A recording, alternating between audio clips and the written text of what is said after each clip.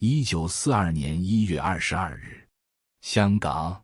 在盛世提反女子中学的临时病房里，年仅31岁的萧红，用尽最后一丝力气，在纸上写下“我将与蓝天碧水永处”，留下那半部红楼给别人写了。墨迹未干，生命已逝。这位被誉为30年代文学洛神的女子，一生颠沛流离，在无尽的逃亡与追寻中，燃尽了自己。她的生命短暂如划过夜空的流星，却以其耀眼的才华与悲剧性的命运，在现代文学史上烙下了深刻的印记。人们谈论萧红，总绕不开她生命中那几个重要的男人：带她逃离家庭牢笼的汪恩甲，给她文学启蒙与炽热爱情的萧军，给她短暂安稳婚姻的端木蕻良，以及在她生命尽头给予温暖的骆宾基。她似乎一生都在依附，一生都在寻找一个可以停靠的港湾。她的命运庞福总是被动地被这些男性的选择所左右，像一叶在时代洪流中身不由己的浮萍。然而，如果我们拨开这层悲剧的迷雾，用一种更深邃甚至更危险的视角去审视萧红的人生，我们会发现一个截然不同的故事，一个关于生存、权力与掌控的故事。这恰好与那位曾宣称上帝已死的哲学家尼采对女性心理的惊人洞察不谋而合。尼采曾说，女人的一切都是谜，而解开谜题的钥匙是怀孕。这句话听起来充满冒犯，但在萧红身上却得到了残酷的印证。她一生中2次怀孕，都成为了她命运的转折点。第一次，她被未婚夫汪恩甲抛弃在哈尔滨的旅馆，身怀6甲，走投无路，只能向报社投稿求助，也因此结识了萧军，开启了他的文学之路。第二次，她怀着萧军的孩子，却嫁给了端木蕻良，试图为自己和未出世的孩子寻找一个安定的未来。在那个女性被剥夺了几乎所有正式权利的时代，身体，尤其是生育能力，成为了他们为数不多的可以与世界谈判的筹码。这不是一种道德上的选择，而是一种赤裸裸的生存策略。萧红的每一次顺从，无论是顺从爱情，还是顺从现实，背后都隐藏着一种强大的想要活下去、想要被看见、想要掌控自己命运的意志。她看似柔弱、被动，却用她的笔，用她的才华，用她全部的生命，进行了一场无声的抵抗。她将自己的苦难、屈辱和渴望，全部写进了《呼兰河传》，写进了《生死场》，创造了属于她自己的黄金时代。她的作品就是她最锋利的武器，是她在那个男权主导的世界里开辟出的一块属于自己的领地。萧红的故事不是一个简单的弱女子被辜负的言情剧本，她是一个被逼到绝境的灵魂，如何用尽一切非正式的、隐秘的，甚至是不光彩的手段，去争取生存空间和话语权的真实写照。她的人生，假如尼采所揭示的那个禁忌真相，当直接的权力通道被关闭时，生命会本能地开辟出无数条间接的、隐秘的、复杂的权力路径。这种为了生存而演化出的策略，本身就是一种最强大的力量。今天，我们就借由萧红这面镜子，去窥探尼采思想中最具争议也最深刻的部分，那些关于女性、权力与生存的禁忌智慧。权力意志藏在温顺面具下的猎手本能。要理解尼采，首先要理解他的核心概念——权力意志 （the will to power）。这并非许多人误解的粗暴的支配欲，而是一种更根本的宇宙万物共通的内在驱力。所有生命体都有将自身力量发挥出来，去影响、塑造乃至掌控周围环境的本能渴望。一棵树要向上生长，争夺阳光雨露；一头狮子要划定领地，捕食猎物；一个人则渴望被认可、被尊重、被爱，渴望实现自己的价值。这些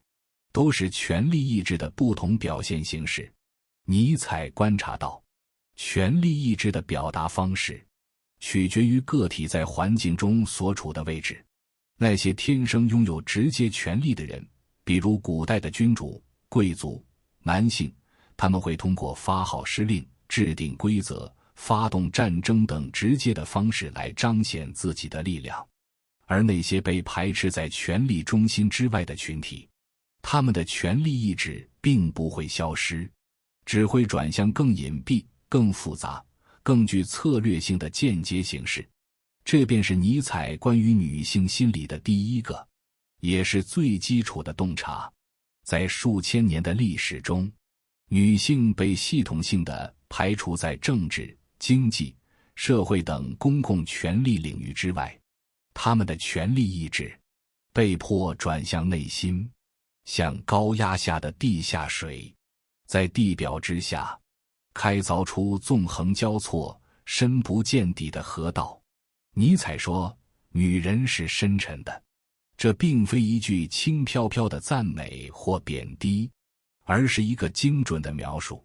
这种深沉源于她们必须在一个不属于她们的权力游戏中发展出极其精巧的心理策略来生存和施加影响。她们的心思你很难一眼看穿，因为那里层层叠叠布满了为了适应环境而设下的迷宫。就像萧红，她能写出《后花园》那样天真烂漫的文字，也能在最困顿的时候冷静地做出最有利于自己生存的选择。她的内心世界既有少女的纯真，也有幸存者的冷酷。这种复杂性正是长期在权力边缘挣扎求生所锤炼出的结果。这种间接的权力策略往往被误解，传统的卫道士会将其批判为女性的天性狡诈、工于心计，而一些现代的进步观点则倾向于将女性完全视为受害者，忽略了她们在被动处境中所展现出的惊人能动性和策略智慧。尼采的视角超越了这两者，他认为这无关道德，只关乎生存。这不是本性，而是一种深刻的适应。当你手中没有剑时，你只能学会用眼神、用微笑、用眼泪、用沉默作为武器。这是一种在权力不对等的关系中必然会演化出的生存智慧。美貌与才华，最致命的非对称武器。在间接权力的武器库中，美貌无疑是最古老也最有效的一种。尼采对美的看法远超常人，他并不认为美是一种单纯的、被动的审美属性，而是一种主动的、具有强大战略意义的权力形式。女性的美不仅仅是为了取悦男性，更是他们权力意志的一种精心表达。在一个女性无法通过功绩、财富或地位来获得认可的时代，美貌成为了他们最重要的替代性资产。一个美丽的女性可以在不动声色之间影响周围人的情绪、判断和决定。这是一种远程操控的能力，一种无需物理接触就能产生的深远影响力。这让尼采为之着迷。精心打扮，修饰仪容，在尼采看来，远不只是虚荣，这是在打磨和储备自己为数不多的可以独立掌控的权力资源，就像一个剑客保养自己的剑，一个学者整理自己的书房。这份对美的经营，本质上是对自身影响力的投资。现代女性主义常常批判美的标准是对女性的压迫。尼采的观点要复杂得多，他认为美貌从来都是一把双刃剑，既是束缚，也是力量。它让女性成为被凝视的客体，同时也赋予了她们选择和拒绝的权利。在进化心理学的视角下，女性的择偶偏好，其中外貌是重要指标，直接塑造了人类的演化方向。这本身就是一种巨大的、根本性的权利。因此，女性并非只是社会审美标准的被动受害者，她们同时也是这个游戏的积极参与者和策略制定者。她们在规则的缝隙中找到了支点，将美这张牌的效用发挥到了极致。如果说美貌是天赋的武器，那么才华则是后天锻造的利刃。对于像萧红这样或许在外貌上并不算顶级美女的女性来说，她的才华就成了她最核心的权力来源。她的文字是她刺向那个沉闷世界的匕首，是她吸引萧军、端木蕻良等文人目光的磁石，也是她死后依然能让世人记住她的不朽丰碑。她的笔就是她的权杖，通过写作，她将个人的痛苦转化为公共的记忆，将一个弱女子的呻吟变成了时代的呐喊。她掌控了叙事的权利，这在任何时代都是一种终极的权利。情感的政治，眼泪与微笑的深层语法。如果说美貌与才华是战略武器，那么情感的运用就是具体的战术。尼采指出，女性的情感表达远比男性更具策略性。这并非说女性虚伪，而是她们被迫将情感本身发展成了一种复杂的社交语言和影响力工具。在一个不鼓励甚至惩罚女性直接表达需求和愤怒的社会里，情感的表演就成了一种替代性的沟通方式。眼泪可以唤起同情和保护欲，化解一场潜在的冲突；微笑可以表达顺从和接纳，换取和平与资源；事实的脆弱可以激发男性的英雄主义，让他们心甘情愿地为他服务。尼采观察到，女性似乎有一种渴望被服务的倾向，并从中获得满足。这种看似被动的关系，其内核却是一种权力结构。通过将自己置于情感关系的中心，女性能够像一位高明的棋手，不动声色地影响棋局的走向，让对方觉得每一步都是自己主动走的，却不知不觉地达成了他的意图。这不是欺骗，这是一种在长期压抑和适应中锤炼出的高超情绪智力。他们对人际关系中的细微变化、他人的情绪波动、潜在的动机，有着如雷达般敏锐的感知力。这种能力常常被浪漫化为女性的直觉，但尼采一针见血地指出，这不是什么神秘的天赋，而是历史压力下的肌肉记忆。当你无法通过力量去命令时，你只能学会通过情感去说服；当你无法通过道理去争辩时，你只能学会通过共情去影响。这种情感的策略性运用，在萧红的生命中也随处可见。她与萧军的关系充满了炽热的情感碰撞，她的爱，她的怨，她的依赖，他的决绝，都成为了维系和拉扯这段关系的绳索。他向朋友们的哭诉，为他换来了同情和实际的帮助。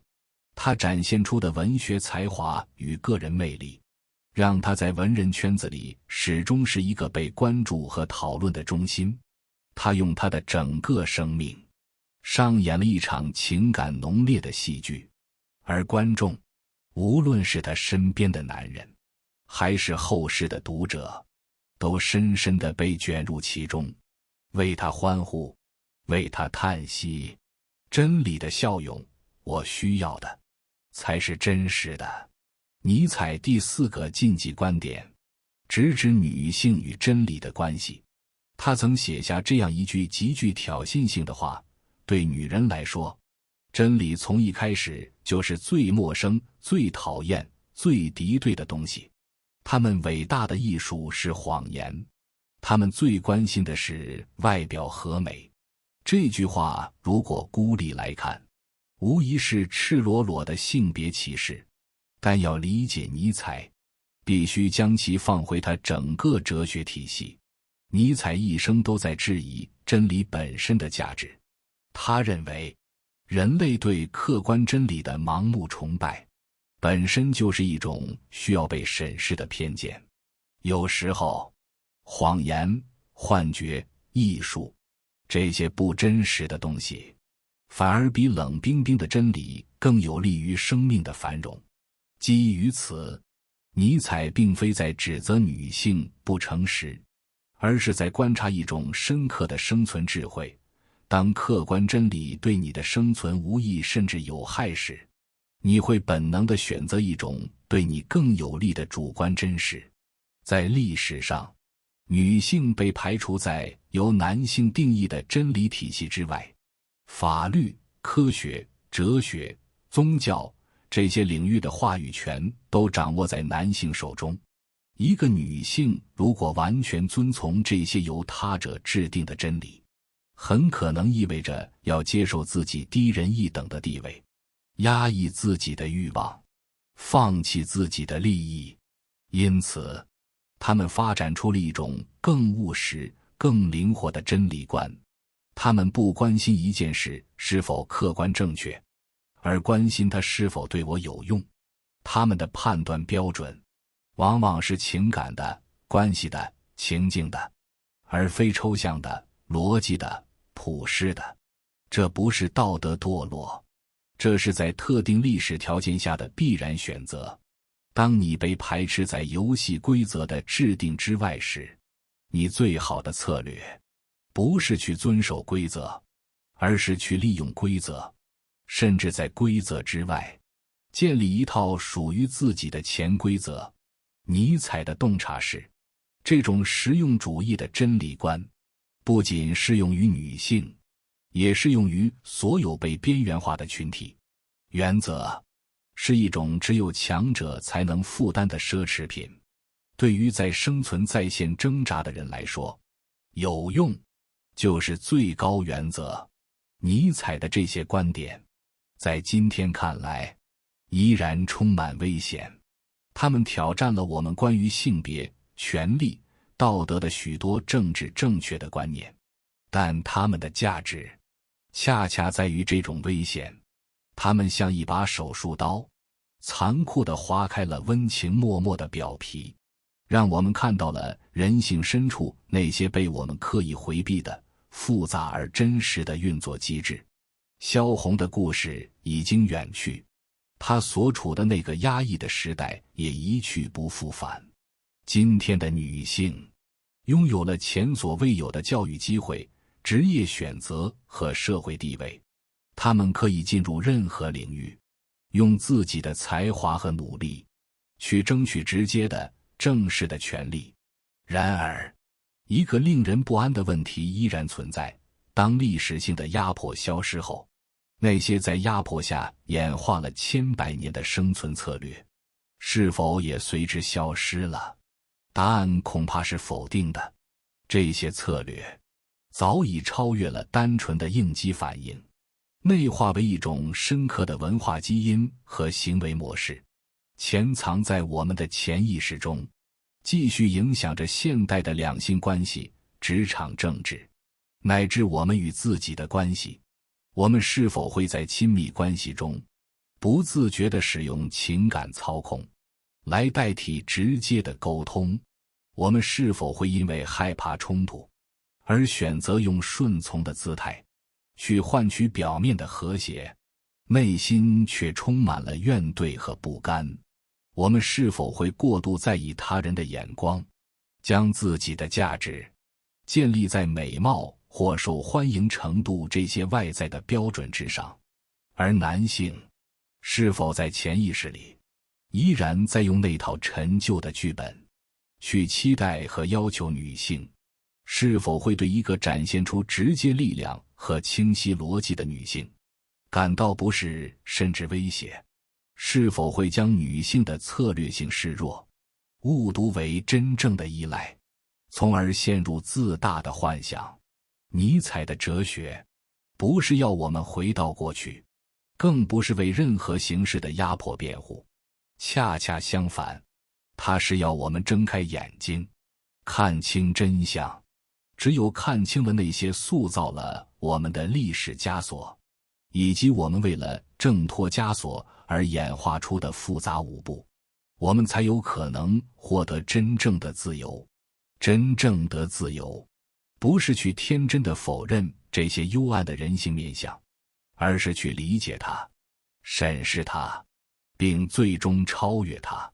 是在承认了权力游戏无处不在之后，依然选择真诚、平等和尊重；是在洞悉了所有生存的策略之后，依然选择勇敢、坦荡和爱。萧红终其一生都在用她的方式战斗。她或许从未获得世俗意义上的幸福，但她用她的笔为自己赢得了不朽。她的悲剧不仅仅是个人的悲剧，更是时代的悲剧。而我们今天重读他的故事，重读尼采的警示，是为了确保这样的悲剧不再以任何新的形式重演。所以，不妨问问自己，在你的人生舞台上，你是否看清了那些隐秘的规则和剧本？你是在无意识地扮演一个被设定好的角色，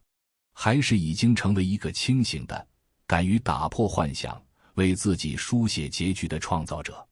这个问题，尼采把它留给了我们，而答案只能由你自己来书写。